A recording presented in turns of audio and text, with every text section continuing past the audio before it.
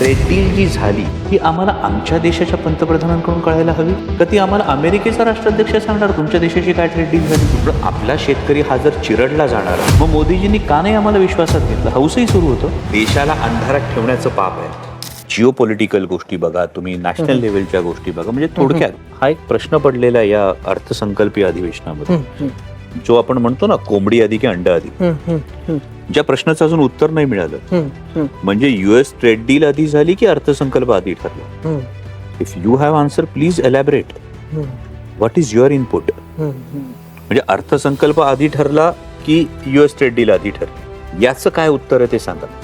जर अर्थसंकल्प आधी ठरला असेल आणि युएस ट्रेड डील नंतर ठरली असेल तर देशाच्या अर्थसंकल्पामध्ये फारसा अर्थ उरत नाही, कारण ट्रेड डील मध्ये डायनामिक्स सगळे बदलतात.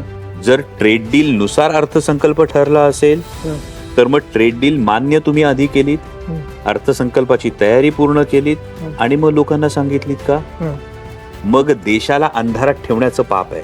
जेव्हा कुठलाही द्विपक्षीय करार होतो, हा करार होत असताना ज्याला लेवल प्लेइंग फील्ड म्हणतो, हे लेवल प्लेइंग फील्ड आपल्याला या करारात दिसतंय का, तर ते दिसत नाही. एकीकडे भारतातल्या वस्तू ज्या निर्यात होणार आहेत यांच्यावर 18% टॅक्स आणि अमेरिकेतून येणाऱ्या गोष्टींवर 0% टॅक्स. हे लेवल प्लेइंग नाहीये. म्हणजे त्यांच्या याच्यावर टॅक्सच नाही ना आमच्या याच्यावर 18% टॅक्स.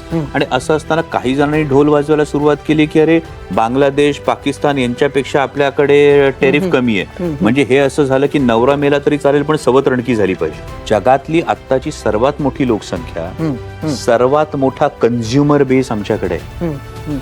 मग सर्वात मोठा कन्झ्युमर बेस असलेल्या देशाला अशा पद्धतीनं अपमानकारक गोष्ट का स्वीकारावी लागली की आमच्या उत्पादनावर कुठेच तुम्ही टॅक्स म्हणजे 18% टॅक्स लावणार आणि तुमचं उत्पादन आम्ही स्वीकारायचं. 4 महिन्यात कुठली कलम बदलली गेली हो आणि मग तुम्ही ती डील ऍक्सेप्ट केली. ट्रेड डील जी झाली ही आम्हाला आमच्या देशाच्या पंतप्रधानांकडून कळायला हवी, ही आम्हाला आमच्या देशाच्या परराष्ट्र मंत्र्यांकडून कळायला हवी, वाणिज्य मंत्र्यांकडून कळायला हवी का ती आम्हाला अमेरिकेचा राष्ट्राध्यक्ष सांगणार तुमच्या देशाची काय ट्रेड डील झाली ती. असं मी संसदेच्या फ्लोअरवर बोललोय की माननीय माजी पंतप्रधान दिवंगत पंतप्रधान इंदिराजी गांधींनंतर सर्वात जास्त लोकप्रिय असणारे पंतप्रधान जे देशाला लाभले ते माननीय पंतप्रधान नरेंद्रजी मोदी आहेत ना.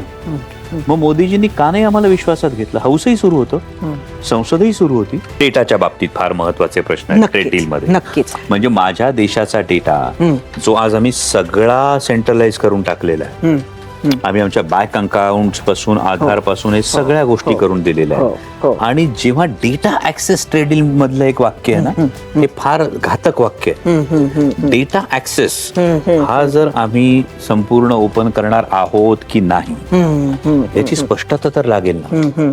4 महिने पेंडिंग होती ना. मग ट्रेड डील जी झाली ती नेमकी कोणत्या परिस्थितीत झाली. बरं असं काही झालं का की तुम्ही ठामपणे या आणि सांगा ना आम्हाला की नाही या 4 महिन्यामध्ये आम्ही ही एवढी कलमं बदलून घेतली आणि त्यामुळे हे देशाच्या हिताचं आहे म्हणून आम्ही केलं. आम्ही कौतुकच करणार नाही. बरं आपण एका अशा पंतप्रधानांविषयी बोलतोय जे पंतप्रधान अत्यंत लोकप्रिय आहेत. त्यांनी सांगितलं म्हणून देशानं गॅसची सबसिडी सोडून दिली, त्यांनी सांगितलं म्हणून लोकांनी टाळ्या आणि थाळ्या सुद्धा कोविडमध्ये वाजवल्या मनोधैर्य उंचवण्यासाठी. मला मान्यच नाही या गोष्टी. पण मग त्याच पंतप्रधानांनी देशाला विश्वासात घेऊन हे हिताचं हे नाही हे सांगणं गरजेचं आहे.